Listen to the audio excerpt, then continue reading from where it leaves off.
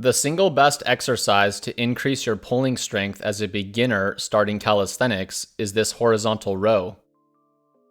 Strengthening your bodyweight row will lead you onto more advanced pulling exercises like the vertical pull-up or this one-legged front lever, if such exercises are eventual goals of yours. In this tutorial, I will demonstrate how to correctly perform the row so as to maximize your efforts and get you well on your way to progressing as fast as possible. When first starting out, you'll need to consider your setup. While there are several ways in which to perform bodyweight rows, the two I recommend are by using either a fixed bar or gymnastic rings. Most outdoor calisthenic parks will have at least one suitable low bar around hip height.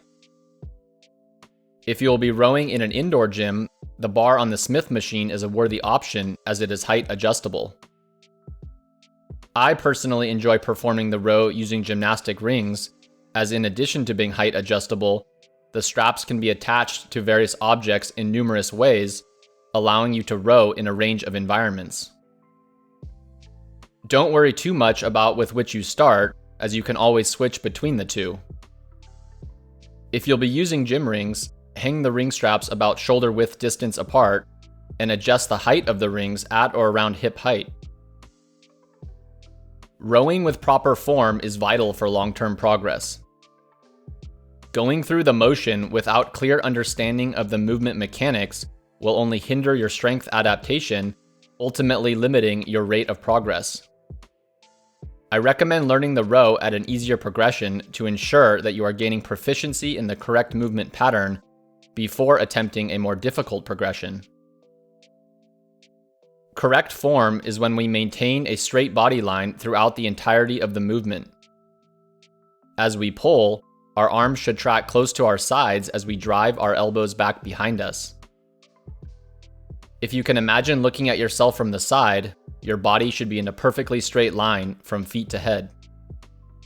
We do this by creating full body muscular activation and tightness. Common form mistakes occur when we lose tension in the body and, as a result, break the straight body line position. For example, bending at the knees, sagging of the hips, rounding of the shoulders, which causes our torso to banana back, all contribute to losing the straight body line position. The good news is that we can easily avoid these form mistakes through awareness and active engagement of key body parts. Touch your legs and feet together, toes pointing forward. Extend your legs straight without any bend in your knees. Lock out your knees. Actively flex and squeeze your glutes. Tighten up your abdominals by engaging your core and closing down your rib cage. Pull your shoulders back and imagine pinching a pencil in the center of your back. Maintain a proud, tall chest. Set your gaze neutrally forward. Your body is now one tight, straight unit. Yes, it takes effort to hold this position. That's normal. We must also be cognizant of not overextending our torso upward by using too much lower back extension or cranking our head backward as we row. Keep your body position tight and in line, but be aware not to overextend either.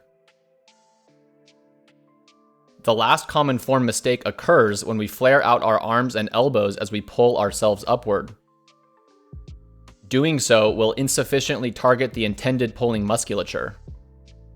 Rather, the goal is to keep your arms tracking close to your sides and driving your elbows back behind you as you pull. Flaring of the arms and elbows is often caused when the bar or gym rings are being pulled too high up on our torso. Ideally, aim to pull the bar or gym rings toward the region between your belly button and the bottom of your chest. If pulling to below chest height is too difficult, either regress the row to an easier progression level, giving you greater pulling leverage, and/or readjust the rings closer to the ground. Or in the case of using a fixed bar, consider finding a bar at a lower height. To reiterate, Proper rowing mechanics are when we maintain a straight body line from feet to head throughout the entirety of the movement. And as we pull, our arms should track close to our sides as we drive our elbows back behind us. As for progression, body line angle is what will largely dictate the intensity of the rowing movement. By increasing or decreasing the leverage of pull, you can adjust the intensity of the movement according to your own specific strength level. For a more extensive showcase of beginner row progressions, please see my video, Top 3 Progressions to Unlock Calisthenics. Link will be in the description below. A good rule of thumb is if you can perform 8 to 12 repetitions at a given angle while maintaining strict form, you are ready to progress forward.